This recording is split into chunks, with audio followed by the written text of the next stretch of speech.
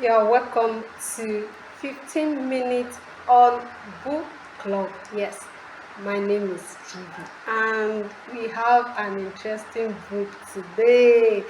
Yes, this is it. You know, I've read this book a number of times, and each time I read it again, it's like I'm just refreshing. And one thing I realized is that there are some things in this book that you read now and you also need to read again and again, because these habits, there are things that you need to cultivate as a leader, and then you cultivate again and again. Already you know the book I'm talking about. This is it, The Seven Habits of Highly Effective People by Stephen R. Covey.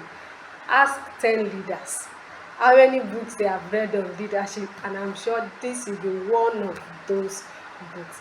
I'll just quickly go through the seven habits that he mentioned. You will need to go and read it and read it in details.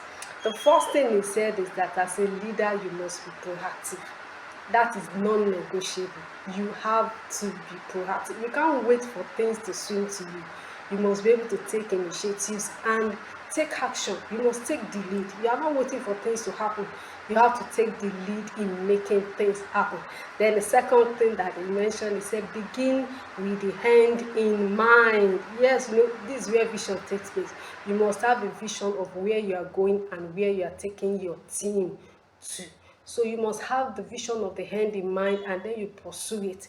Are you getting it? Is the hand that will be the driving force to what you want to achieve. Then the third thing he said, put first thing first. Now you have a vision, you must have a plan. Arranged plan, you must be able to strategize. What exactly do I want to achieve? Then you arrange them. You have to put the first things first, don't do the last things first. Yes, he said you have to put the first thing first. Then the fourth thing, he said, think win-win. Think win-win. It means that every relationship with your team must be good. You understand? At least, even if there are issues, everything must leave the table with a win-win attitude, character. There mustn't be, okay, I must be the winner, I must be the one that will have the last say. No. There must be a win-win situation in every circumstance. Then the fifth thing, he said, seek first to understand before you can be understood. You must be able to understand things first as a leader before you can be able to explain or carry other people along, or before they can understand you. If you to yourself, you don't understand things, how will people understand you? He says, seek first to understand before you can be understood. Then the sixth thing, he mentioned synergize. Synergy, this is very, very important. Cooperation with the team, team playing, team, you understand, everything has to be well coordinated. You can't afford to allow things to go scatter, to go the way they wanted it to. You must be able to keep your team together, and everybody must have all hands on deck. It must be a row thing. You are rowing, your team members too are rowing. Are you getting what I'm trying to say? It must be everything must be in synergy. You understand? Cooperation among team members, and you are able to move forward while you synergize. Then the last thing is, say, sharpen the saw. This one, he gave an example of somebody who was trying to cut a tree, and then for like 5 hours, the person was still there.